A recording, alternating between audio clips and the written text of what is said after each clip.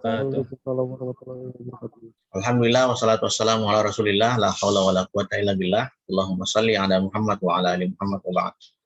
Baik, teman-teman mahasiswa, saya mohon maaf agak terlambat karena dapat telepon dari Samarinda ya. Jadi sebentar lagi Stiper Sekolah Tinggi Ilmu Pertanian Muhammadiyah Tanah Grogot akan menjadi bagian dari Universitas Muhammadiyah Kalimantan Timur ya. Jadi Stiper akan menjadi bagian dari Fakultas Pertanian dan Teknologi Industri Digital atau apa, saya kurang tahu. Ada beberapa jurusan nanti ya kan. Nah itu dalam rangka itu terkait dengan ini ada administrasi migrasi dosen dan seterusnya. Ini tadi agak lama.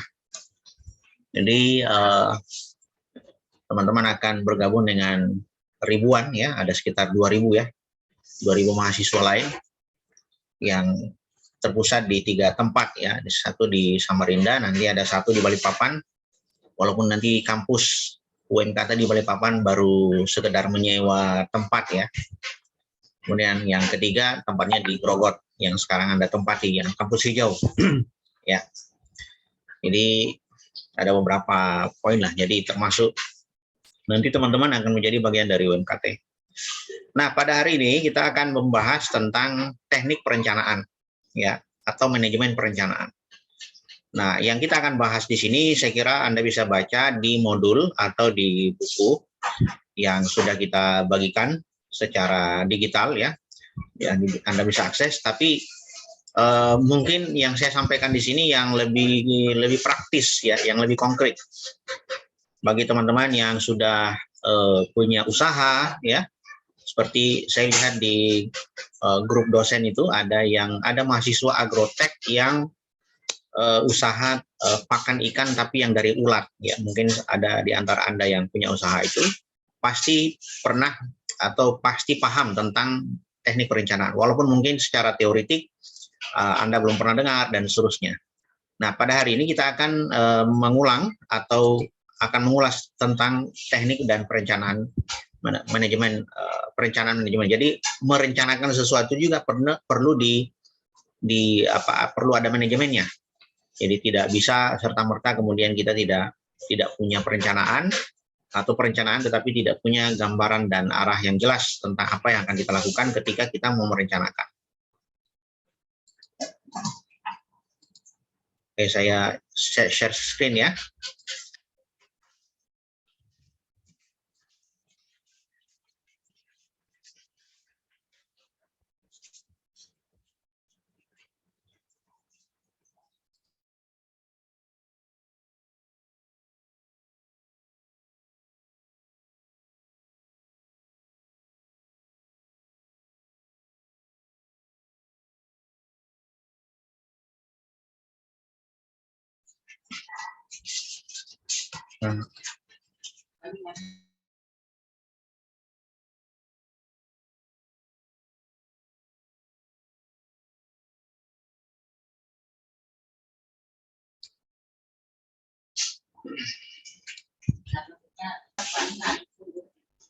Baik, apa yang dimaksud dengan perencanaan sesuai dengan tujuan ya. Jadi segala sesuatu planning.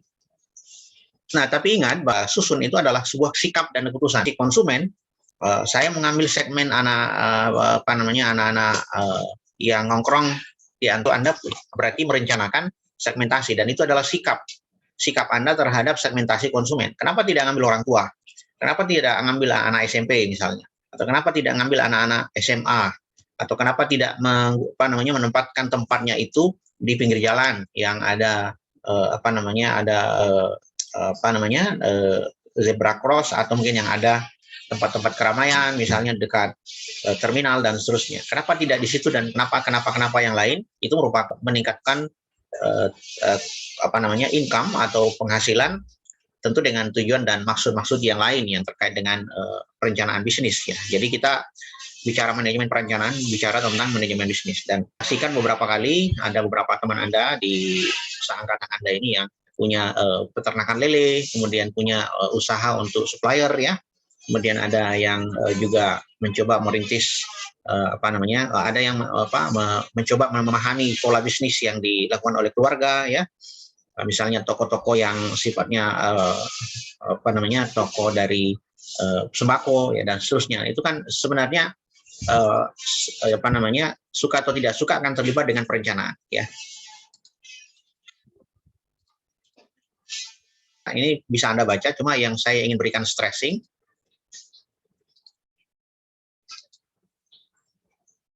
ya.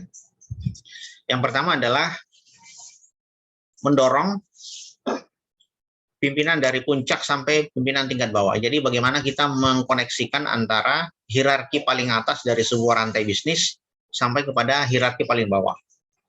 Jadi kalau dalam perencanaan itu atau dalam bisnis itu kan ada tiga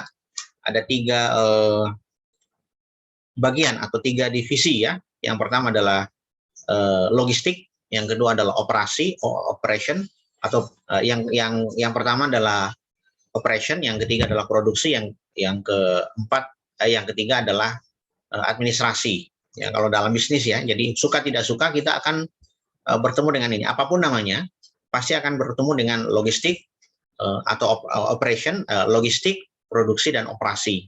Ya, jadi logistik itu menyiapkan bahan baku, penyimpanannya seperti apa. Kemudian produksi itu adalah menghasilkan barang dan jasa. Ya, jadi dia ibaratnya departemen yang menghasilkan uang atau bagian yang menghasilkan uang, sementara operation adalah maintenance atau pemeliharaan. Nah, jadi misalnya teman-teman yang punya peternakan lele atau bertambak, ya peternakan tambak, tambak misalnya, tambak ikan, itu pasti akan tidak lepas dari tiga kategori ini ya. Pertama adalah logistik, kemudian yang kedua adalah produksi, dan yang ketiga adalah operasi. Jadi ada yang memelihara alat-alat perkakas kerja, kemudian ada yang memproduksi uang, ya, yang menghasilkan income. Kemudian yang ketiga adalah logistik, bagaimana kita menyimpan, teknik penyimpanan bahan baku dan sumber daya lain yang dibutuhkan. Nah, kemudian perencanaan itu juga untuk melihat titik koordinasi, kepada siapa kita perlu koordinasi. Semakin banyak orang luar yang kan terlihat nanti di perencanaan itu, misalnya dalam masalah logistik ya, kita akan terhubung dengan supplier atau orang yang menyediakan bahan baku. Maka semakin banyak orang yang menyediakan bahan baku, kita terhubung dengan orang yang menyediakan bahan baku, maka semakin mudah kita untuk untuk mendapatkannya. Tetapi ingat, semakin banyak orang dalam manajemen itu, semakin banyak orang maka semakin kompleks rumusan perencanaannya. Karena apa? Tidak semua orang bisa didekati dengan cara yang sama. Misalnya supplier A itu bisa didekati atau bisa difamiliarkan ya, bisa familiar dengan kita.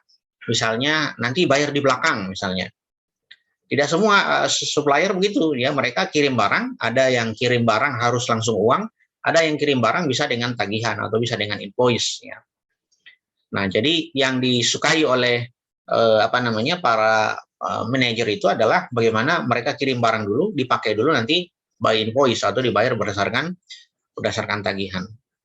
Ya, saya beri contoh ya teman-teman sekalian, ada teman di Babulu, ini tentang peternakan ya.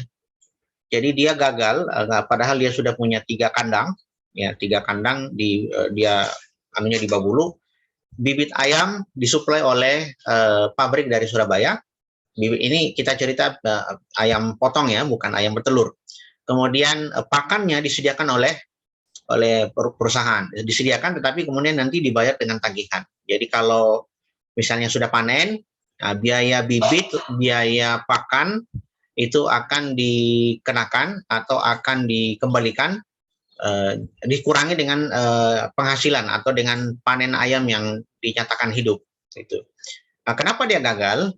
Kenapa? Karena ternyata dia tidak bisa berkoordinasi dengan baik dengan si pemanen. Jadi yang panen ini kan karena dia pakannya dan bibitnya dari pakan dan bibitnya itu dari perusahaan dari Surabaya, maka yang panen juga harus orang Surabaya. Mirip-mirip sawit lah. Sawit kalau misalnya Anda tanam di plasma, maka Anda harus panen dan jual ke PTPN. Ya, jadi biasanya kan begitu ya, ada hubungan-hubungan kontrak yang ya selama itu sawit PTPN maka dijualnya juga ke selama sawit itu di trans maka jualnya harus ke PTPN misalnya dan seterusnya dan seterusnya. Nah, jadi kenapa dia gagal itu karena fungsi koordinasinya lemah. Ya, jadi ayam sudah pada mati, baru pemanen datang dari Surabaya.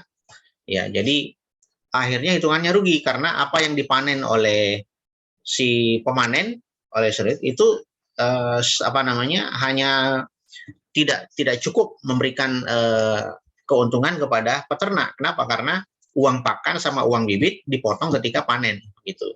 Nah, ini menunjukkan bagaimana fungsi koordinasi itu penting sekali supaya modal yang sudah keluar, sudah bikin kandang, sudah sewa lahan, ya. Kemudian apalagi kalau peternak itu sudah ngurus izin sana sini, karena izin ternak itu harus ada izin lingkungannya, kemudian ada izin limbahnya, ya. Kemudian ada ya macam-macam lah dengan tetangga harus bagaimana, karena jujur saja kalau peternakan itu kan pasti ada efek lingkungan ya. Misalnya ada baunya, kemudian limbahnya kayak apa gitu. Nah, hal-hal seperti ini teman-teman sekalian harus betul-betul menjadi perhatian supaya kita tidak fungsi koordinasi itu penting sekali. Ya, kenapa sebenarnya saya mendahulukan materi tentang analisis SWOT di depan ketimbang dari perencanaan, karena menurut saya inti dari sebuah manajemen itu adalah kemampuan seseorang untuk menganalisis dampak dan memprediksi resiko di kemudian hari. Seorang pebisnis yang ulung dan orang yang menguasai dasar-dasar manajemen yang baik, fondasi dan basic manajemennya kuat, itu adalah orang yang mampu memahami resiko di kemudian hari. Bagaimana kalau ada ini, apa yang harus kita lakukan. Jadi sudah tertata, sudah sudah apa yang disebut dengan mitigasi ya. Mitigasi itu adalah langkah-langkah antisipatif yang disiapkan oleh seorang manajer atau seorang pebisnis untuk mengurangi kerugiannya di masa yang akan datang. Ya. Nah, dalam bisnis jasa, juga sama. Kalau dalam bisnis seperti tadi ya, peternak, itu lebih banyak dibutuhkan pada pemasarannya, kelemahannya pada pemasarannya. Apalagi kita di Kalimantan transportasi belum terlalu semulus ya, atau sekuat di Jawa yang ada di Jawa itu ada kereta, bandara ada di mana-mana. Nah, kita di sini cuma ada 2 di kota besar ya, Samarinda dan Balikpapan gitu. Jadi mobilitas barang itu sangat tergantung pada infrastruktur transportasi. Ya, belum lagi misalnya kecepatannya ya, karena harus di ferry. Kalau Anda misalnya punya ternak lele, ya dia harus hidup ya. Mulai dari Grogot sampai di ferry. Nah, itu kalau misalnya sampai di ini sudah mati ya, itu berarti sudah tidak, nilai pasarnya sudah tidak lagi bisa diandalkan. Ya. Kemudian berikutnya yang saya ingin beri stressing atau penekanan adalah membantu pengawasan. Jadi kalau kita tidak punya perencanaan, maka kita tidak punya planning pengawasan. Apa yang harus diawasi? Kalau orang tidak punya planning pengawasan, ya berarti orang tidak punya antisipasi untuk resiko. Ya. Kita bukan berarti ingin mengawasi orang, apa yang lakukan, atau memata-matai, tidak. Tapi yang kita awasi ini adalah jangan sampai terjadi efek domino. Efek domino itu adalah ketika satu divisi itu salah, misalnya divisi logistik itu tidak baik dalam atau tidak cukup kuat untuk melakukan penyimpanan atau bahan baku itu habis, maka divisi yang lain pasti akan terdampak gitu.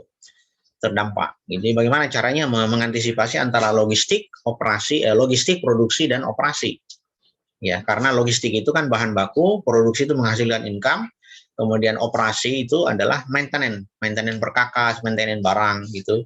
Kemudian macam-macam lah, termasuk kalau di situ ada karyawan. Maka alat-alat operation dalam teori manajemen keuangan itu disebut dengan belanja modal.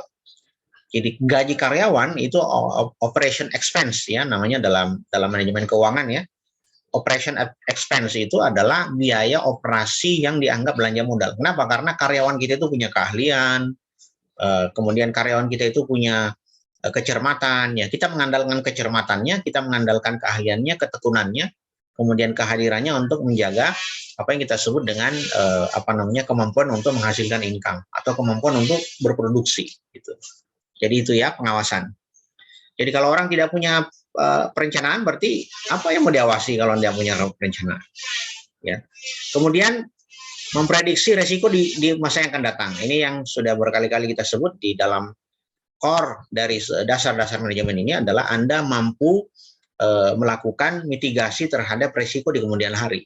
Termasuk kemudian kenapa saya memunculkan analisis SWOT dibanding dari fungsi manajemen ini, karena saya cenderung melihat bahwa sebenarnya inti dari manajemen itu adalah bagaimana Anda mampu dilatih untuk melihat resiko di kemudian hari ya, karena itu sangat mengganggu. Ya, misalnya sekarang barang naik ya, orang naik, atau misalnya salah prediksi itu contoh sawit sekarang ya, sawit dengan harga minyak goreng 25.000 per kilogram di pasaran, kemudian 20.000 untuk minyak curah dan 25.000 untuk minyak merek, 19.000 maaf, 18.000 dan 19.000 untuk minyak goreng curah ya yang tanpa merek, dengan 25.000 untuk minyak goreng merek, itu ternyata tidak berdampak pada petani sawit. Sekarang sawit harganya 1.300 kalau tidak salah ya, 1.200, bahkan mengarah kepada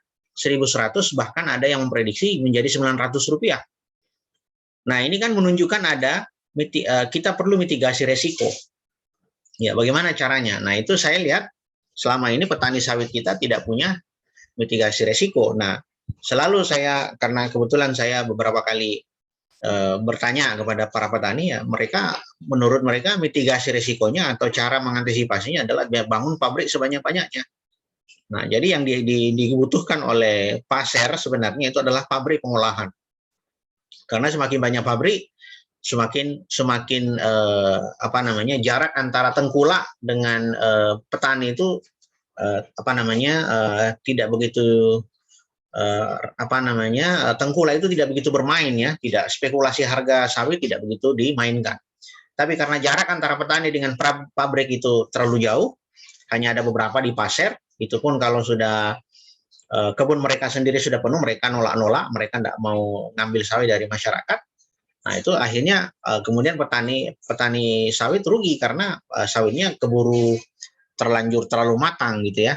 Nah, ini perlu. Jadi bahkan seorang petani sawit sekalipun, pemilik lahan sekalipun harus punya manajemen perencanaan. Misalnya dengan cara apa ya? Dengan cara misalnya panen terlebih dahulu kalau misalnya sudah ada informasi, dan literasi atau kemampuan menangkap informasi arah pasar itu penting sekali bagi seorang petani.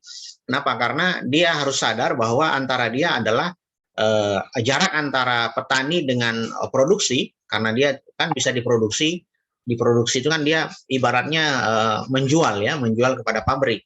Nah, kalau pabriknya tutup bagaimana caranya? Nah, itu kan saya kira perlu mitigasi terhadap risiko-risiko di kemudian hari.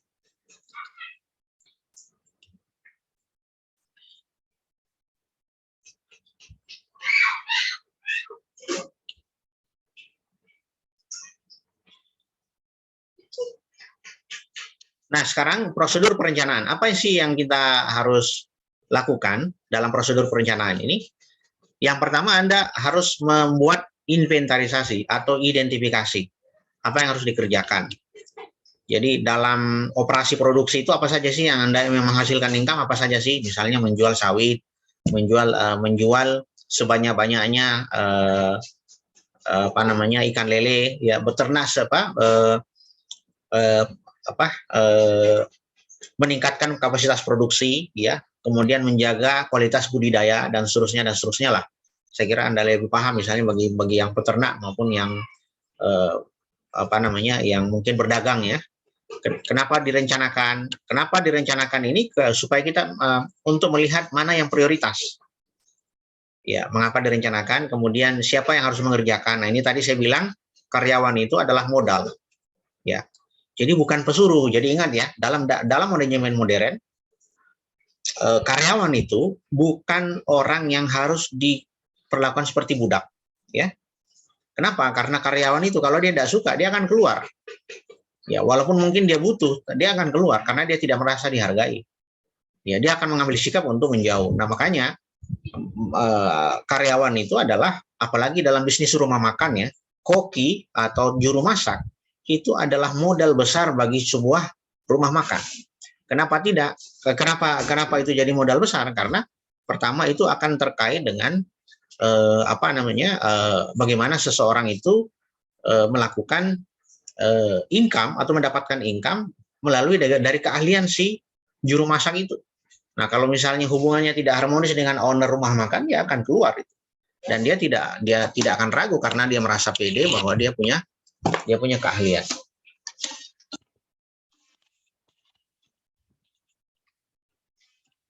Berikutnya adalah kapan harus dikerjakan, di mana harus dikerjakan, dan bagaimana harus mengerjakan. Saya kira ini Anda sudah melakukannya pada saat assessment ya, atau analisis SWOT ya. Nah, saya tidak akan berlama-lama di sini karena ini sebenarnya relatif mudah untuk dipahami ya.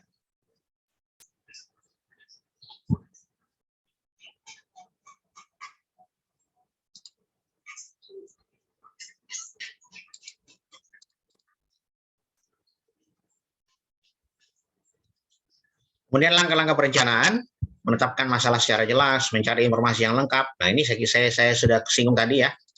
Bahkan seorang manajer, seorang petani sawit sekalipun, itu harus punya informasi yang lengkap. Ya. Bisa Anda bayangkan, minyak goreng dalam posisi 25.000 yang ibaratnya naiknya itu 100 kali lipat, yang dari 11.000 ya, 11.000, 15.000, 11 sampai 15.000 menjadi 25.000, itu ternyata tidak berdampak positif kepada para petani yang justru menikmati naiknya harga minyak goreng atau dicabutnya subsidi minyak goreng, yang membuat naiknya harga minyak goreng itu menunjukkan para tengkulak ya, para spekulan harga ya. Pokoknya kalau dia sudah sudah dapat posisi tawar atau sudah dapat buah yang relatif banyak, maka dia akan tolak dengan alasan begini dan begini, atau dia jual dengan harga murah, dia beli dengan harga murah ya, karena dia sudah dapat supply yang banyak gitu ya. Apalagi sekarang minyak goreng kita itu diincar oleh beberapa negara, jadi tidak serta-merta para petani itu bisa menghasilkan ya. Kemudian menganalisis, mengklarifikasi informasi, ya ini juga penting ya. Jadi apa yang kita sebut dengan literasi pasar ya. Jadi literasi pasar itu atau kemampuan membaca pasar itu adalah sesuatu yang wajib dimiliki oleh seorang manajer. Nah, saya bilang manajer ini Anda tidak harus membayangkan bahwa dia adalah seorang yang karyawan perusahaan, kerja di tambang, atau mungkin dia ini petani sawit itu manajer ya. Petani sawit, peternak itu manajer, petambak itu manajer. Kenapa? Karena mereka sangat bergantung pada kemampuan untuk membaca pasar ya. Kemudian menentukan rencana alternatif, ini juga penting ya, karena begitu plan A-nya gagal berarti harus plan B. Kenapa? Karena kita perlu mitigasi kerugian, jangan sampai kita berusaha kita malah rugi ya. Kemudian mengatur urutan waktu dan rencana, ini tadi saya bilang adalah prioritas, mana yang urgent, mana yang prioritas, itu duluan yang dikerjakan, jangan sampai kebalik, yang tidak urgent, yang tidak prioritas itu justru dikerjakan, sementara yang tenggang waktu untuk yang prioritas justru ditinggalkan. Nah, ini tadi pengawasan yang ke-8 ya. Nah, next. Ini saya kira tidak perlu ya.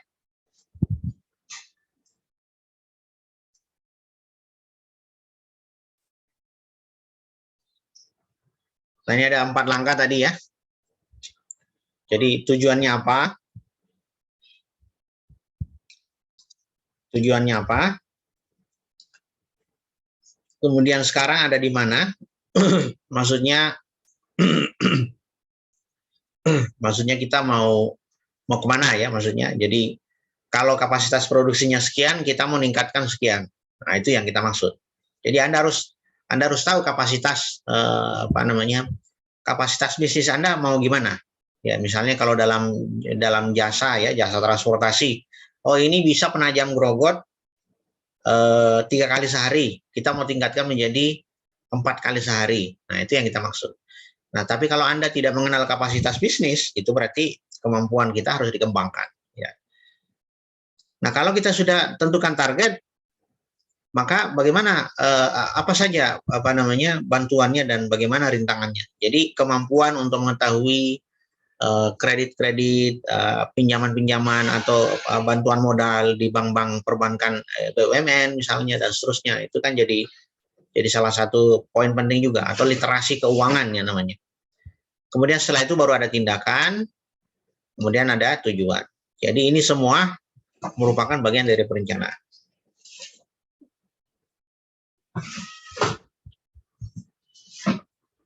Nah, dari tujuan tadi, teman-teman sekalian, ya, tujuan tadi ini tujuan yang tadi kita dapat dari 4 langkah itu, ada renstra, rencana jangka panjang, makanya disebut strategis, ya. Kemudian ada rencana operasional. Ini teorinya begitu ya, ada renstra, rencana jangka panjang, ada rencana operasional. Misalnya dalam rencana strategis disebutkan di sini misalnya dalam 5 tahun ke depan maka tambak saya harus bertambah luasannya menjadi 10 kali lipat dari yang sekarang. Itu rencana strategis. Ya. Tapi rencana operasional itu adalah bagaimana meningkatkan kapasitas produksi dari yang ada sekarang. Ya. Jadi kalau meningkatkan kapasitas produksi berarti hanya menambah bagaimana mengatur bahan bakunya. Tapi kalau kita bicara tentang bagaimana menambah lahan, bagaimana menambah aset, itu rencana strategis. Kenapa? Karena itu beli bangunan, beli tanah, itu rencana yang jangka panjang dan itu tidak murah ya. Artinya perlu bantuan pihak ketiga gitu. Nah, setelah rencana operasional ini itu akan dipisah mana yang berulang atau rutinitas, mana yang insidentil. Ini untuk menunjukkan bagaimana tingkat urgensi dan prioritas sebuah operasi atau sebuah pekerjaan. Nah, kalau dia rutin berarti itu urgen ya. Kalau dia rutin, misalnya pakan ternak itu makan 3 kali sehari, itu rutin, berarti penyediaan pakan ternak itu adalah merupakan rencana tetap. Nah ini gitu. Nah tapi kalau dia insidentil saja, ya misalnya pemberian vaksin atau pemberian obat, misalnya tidak harus sih diberikan, cuma kalau mau ya mungkin ukurannya lebih besar misalnya. Ya, itu kan berarti rencana sesekali. Nah rencana sesekali itu dituangkan dalam program, kemudian anggaran, kemudian ada proyek. Ya. Nah, tapi untuk yang rutin, yang pekerjaan rutin ini harus rencana tetap. Karena dia rencana tetap, maka dia modelnya kebijakan. Ya, kebijakan itu harus ada prosedur dan metode standar.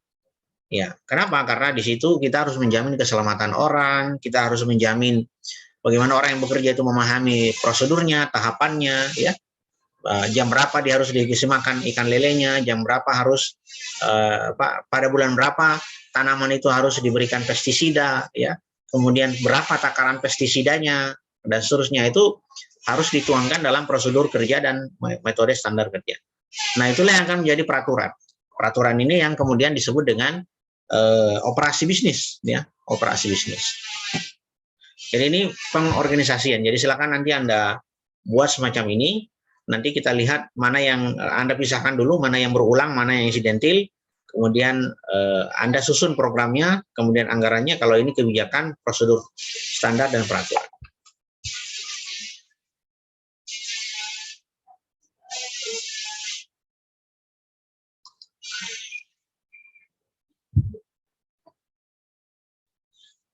Tempat pelaksanaan pekerjaan saya kira tidak begitu penting ya. Perencanaan nasional ini lebih misalnya kalau Anda ingin mengelola sebuah ini cocoknya kalau Anda mengelola bisnis franchise ya, franchise. Misalnya Indomaret itu franchise. Kenapa? Karena mereka bekerja sama dengan pemilik gedung. Mereka ada ruko yang kayak depan Polres itu ya. Depan Polres itu kan dia sewa ruko. Dia kerjasama dengan pemilik ruko atau mungkin dia sewa. Nah itu setiap bulannya bagaimana perjanjiannya. Ya. Itu menarik juga itu karena ada di Balikpapan ini ya, orang yang hidup hanya dari sewa ruko. Kenapa? Karena rukonya banyak. Ya. Jadi tiap bulan dia gajian, ya, tapi gajiannya dari sewa ruko. Itu bedanya kita dengan orang Barat ya. Orang Barat itu sebenarnya dibilang rajin tidak ada juga ya. Beda dengan Jepang ya. Kalau Jepang memang mereka karena sumber daya yang terbatas, maka mereka disiplin sampai mereka bisa bermalam di kantor. Kalau kita tidak. Kalau orang Barat itu sebenarnya dibilang rajin tidak ada juga ya. Tidak rajin-rajin amat sebenarnya. Tapi mereka itu menggunakan aset sebagai passive income. Jadi kalau mereka punya apartemen, apartemennya disewakan. Kalau mereka punya mobil, mobilnya disewakan. Dan mereka tidak malu. Ya, yang sekarang lagi booming di Balikpapan itu kan Maxim, Grab, Gojek. Ya, itu kan menunjukkan bagaimana motor yang tadinya hanya untuk pekerja atau apa namanya melayani melayani orang ya, melayani pemiliknya itu sekarang disewakan. Ya, biar dia dapat income gitu. Ya, jadi di Balikpapan itu sekarang sudah mulai ada orang yang menyediakan motor, tinggal kerjasama dengan driver, berapa yang didapat dari berapa yang dapat dari Grab dan Gojek itu, ojol itu, ojek online, mereka berbagi. Gitu. Nah, jadi ini saya kira model-model perencanaan yang bisa kita tiru ya. Jadi namanya passive income. Ini kita langkahi. Ini kita langkahi ya, jadi perencanaan jangka panjang itu kalau Anda punya modal ini sebenarnya ya, kalau 50-30 tahun, nah itu berarti Anda harus punya perencanaan strategis, bagaimana tata kelola keuangan, dan sudah mulai rumit ini ya. Nah, hambatan perencanaan ya, tidak cakap melihat ke masa depan dengan tepat. Ini yang saya maksud tadi literasi. Ya, seperti petani sawit itu pada mengeluh, kenapa harga sawit justru harga minyak goreng mahal, tapi harga sawitnya harga TBS-nya turun gitu ya. Nah, itu bisa dibaca gitu, karena tidak cakap dalam melihat masa depan, bahwa para tengkulak ini, para pengepul ini ya itu juga mau main juga, mau kaya juga mereka, sehingga itu yang perlu kita antisipasi. Kemudian kewenangan yang tidak jelas. Nah, ini banyak sekali terjadi ya. Jadi siapa yang mengambil keputusan? Anggaran tidak cukup. Ini makanya tadi saya bilang literasi keuangan, literasi permodalan di perbankan. Tidak ada dukungan dari lingkungan masyarakat. Ya, jadi ini juga penting ya, misalnya kalau Anda mengelola bisnis di lingkungan terbuka seperti peternak ya, ternak ayam yang tadi saya cerita itu kan banyak diprotes orang tuh ya, atau ternak sapi ya, itu limbahnya kemana-mana dan seterusnya, apalagi baunya ya itu menyebar sampai beberapa ratus meter itu ya. Jadi belum apa-apa sudah ada hambatan.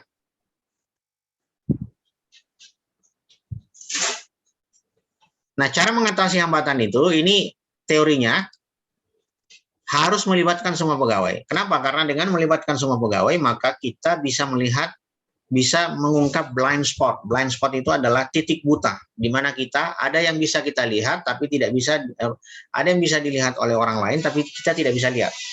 Itulah fungsi karyawan, teman diskusi. Maka dalam manajemen modern, karyawan itu adalah modal, aset. Bukan lagi budak atau bukan lagi pesuruh.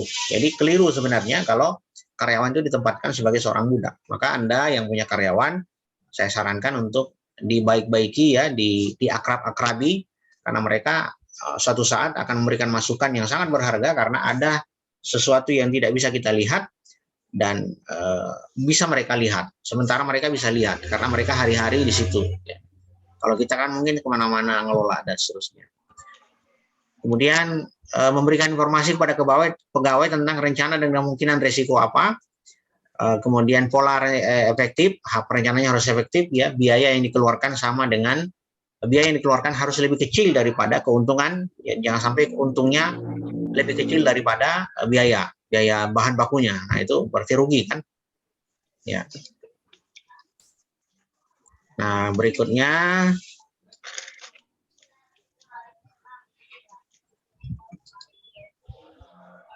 perencanaan induk, ada meningkatkan omset, meningkatkan produksi, membeli perkakas atau membeli itu ya. Kemudian penyimpanan. Nah, ini perencanaan induk ya. Kemudian yang terkait dengan penunjang, cara pemimpin kita, cara kita berkomunikasi dengan karyawan, kemudian SDM, biaya, pemasukan dan pengeluaran, keuangan dan neraca. Ya, jadi sedikit sebenarnya dalam perencanaan itu Anda perlu untuk menguasai manajemen keuangan. Nanti akan kita bahas ya.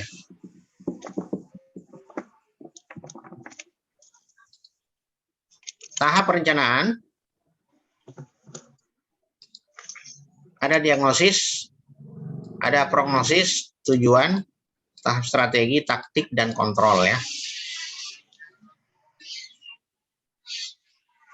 Nah, apa ini yang dimaksud dengan diagnosis? Melihat sebab akibat ya. Jadi misalnya kita ingin meningkatkan kapasitas produksi. Kenapa sih selama ini kita tidak bisa meningkatkan kapasitas produksi? Sebabnya adalah ini A, B, C, D, E.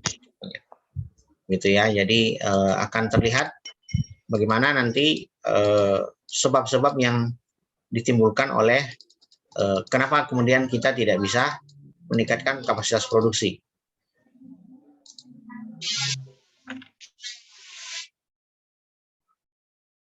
Itu tahap diagnosis. Jadi diagnosis itu mencari hubungan sebab akibat atau apa sebab apa sebab yang kemudian mengakibatkan kita tidak bisa meningkatkan kapasitas produksi. Itu harus dicari. Namanya tahap diagnosis. Berikutnya adalah prognosis ya. Prognosis itu adalah ramalan. Ya. Jadi kalau kita ke dokter, kita flu, lalu kemudian dokter bilang flu-nya ini karena radang tenggorokan. Sebenarnya dokter itu hanya memberikan prognosis, ya. Prognosis itu apa? Ramalan, ya. Tapi karena dia ramalan itu disesuaikan dengan ilmunya, ada ilmunya, maka tentu tidak jauh meleset. Sama dengan kita, gitu ya. Nah, dalam dunia bisnis juga ada yang disebut dengan prognosis atau ramalan. Tapi ramalan ini maksud sini bukan ramalan hitung kancing baju, ya. Jual tidak, jual tidak, jual tidak, naik tidak, gitu. Bukan itu yang kita maksud. Jadi literasi pasar itu menunjukkan bagaimana kita bisa membuat prognosis. Nah, prognosis itu volume produksi, besarnya omset. Kalau kita bisa penjualan 100 juta, kenapa kita tidak bisa tahun depan 200 juta? Besarnya permintaan atau pesanan, persediaan di gudang, kemudian upahnya bagaimana, pertumbuhan penduduk, kemudian keadaan dan penempatan tenaga kerja, serta kalau kita jual kira-kira masyarakat bisa beli enggak gitu. Nah, ini semua tahap prognosis, ramalan ya. Misalnya menentukan harga daya beli masyarakat. Ya, kira-kira kalau kita punya produk ini bisa kita jual enggak? Pakan ternak kita yang untuk ternak pakan ulat ya, yang saya lihat ada anak agrotek semester 4 atau semester 6 itu ya, yang mengusahakan itu. Nah, itu bagus, itu menurut saya sangat positif. Apalagi Anda masih muda. Semakin muda Anda mencoba untuk berbisnis, maka semakin tahu resikonya. Jadi semakin bertambahnya usia, semakin matang melihat bisnis apa yang berpeluang untuk Anda kerjakan. Ya, jadi jangan ragu ya berbisnis. Saya walaupun dosen juga ada bisnis, walaupun bukan bisnis agrobisnis atau agroteknologi atau bisnis pertanian, tapi bisnis jasa. Sekarang di Balikpapan yang sekarang menjamur itu dan sangat menjanjikan itu adalah bisnis laundry. Anda jangan malu kalau punya kemampuan untuk membuka bisnis laundry. Ya, jangan lupa sekarang masyarakat kita itu cenderung untuk beralih daripada model konvensional ke model laundry. Ya, apalagi yang laundry yang laundry yang satu mesin. Jadi kan ada laundry yang hemat air, hemat deterjen, ramah lingkungan, kemudian dia langsung ada pengeringnya. Pengering itu jadi tidak perlu dijemur. Ya, kalau yang laundry yang ada sekarang kan dijemur, kena matahari. Kalau dia langsung menggunakan ditiriskan atau dikeringkan dengan menggunakan uap. Nah, itu jadi di Balikpapan laris itu, terutama pekerja-pekerja kilang dari Pertamina itu ya, kalau tidak karu-karuan pulang itu masukkan aja ke dalam situ. Bayar 10.000 sudah langsung kering, kembali tinggal listrika gitu. Nah, mereka bisa pakai lagi besoknya. Nah, ini di Balikpapan menjamur itu, dan itu keuntungannya sudah omsetnya bisa 15 juta per hari. Nah, itu luar biasa. Apalagi kalau Anda saya belum pernah melihat ada laundry yang tutup karena rugi ya. Biasanya laundry itu tutup karena orangnya pindah dan seterusnya. Coba Anda hitung-hitunglah. Kira-kira bisa enggak sambil usaha-usaha sendiri ya. Kan modalnya cuma air, deterjen sama setrika sama mesin satu kan gitu. Siapa tahu Anda mau berminat ya. Kemudian berikutnya tahap tujuan bisa dibaca sendiri, tahap strategi juga bisa dibaca sendiri. Taktik ya. Taktik ini yang pertama adalah Anda tugas yang dilakukan, menentukan tanggung jawab orang, Kemudian alokasi sumber daya, ini untuk pekerjaan ini cukup dikerjakan 1 orang, kalau yang itu 2 orang, itu penting sekali ya. Jangan sampai pekerjaan yang remeh-temeh begitu dikerjakan 4 orang, sementara pekerjaan yang rutinitas itu dikerjakan 1 orang. Itu penting sekali. Nah, banyak manajemen-manajemen kita itu yang seperti itu, yang kemudian tidak disadari, kemudian membebani perusahaan atau menjadi bisnis gitu. Melakukan kontrol dan menilai kemajuan dicapai. Jadi ada assessment yang kemarin kita analisis SWOT-nya. Jadi kalau kita sudah belajar SWOT, maka menerangkan tentang perencanaan itu lebih mudah. Kenapa? Karena Anda sudah belajar tentang strength, apa kekuatan kita, weakness-nya apa, kemudian ancamannya apa dan peluangnya apa gitu. Ya. Nah, saya kira itu teman-teman sekalian, ini yang terakhir tadi tahap kontrol ya. Jadi bagaimana menyiasati hal-hal yang bersifat perubahan mendasar, seperti misalnya perubahan harga bahan baku, itu harus dimonitor itu. Ya, jadi jangan baca WA aja, WA yang dimonitor gitu ya. Baca dimonitor. Bagi Anda yang sudah punya bisnis, saya yakin Anda akan memonitor harga itu, terutama harga bahan baku dan harga pakan ya. Karena itu sangat menentukan peningkatan produksi. Nah, saya kira ini teman-teman sekalian,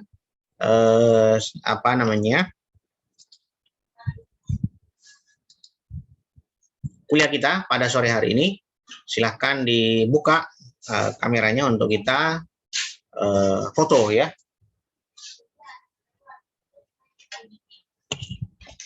Sambil kita tunggu kalau ada yang mau bertanya.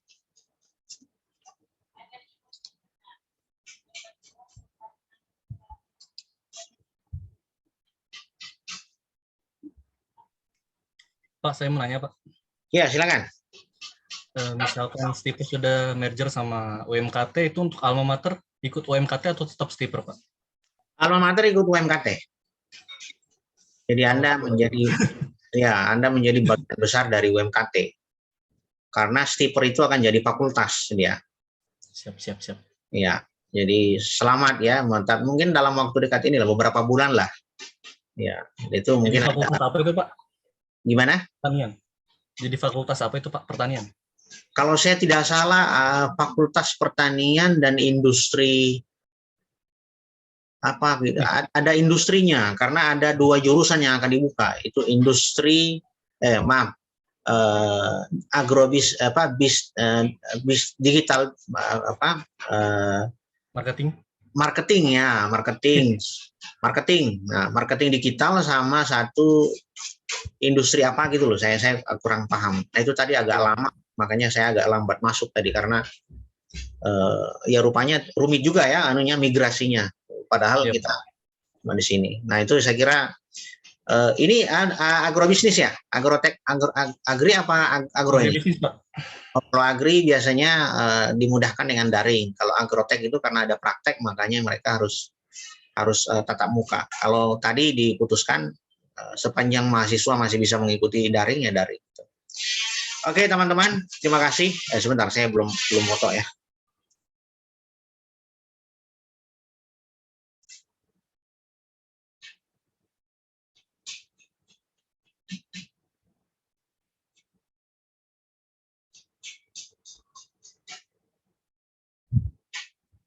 Dasar manajemen. Ya.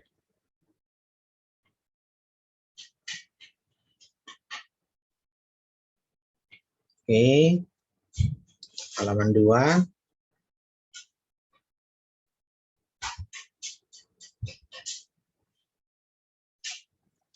Oke, baik, terima kasih. Kita ketemu pekan depan ya. Assalamualaikum warahmatullahi wabarakatuh. Waalaikumsalam.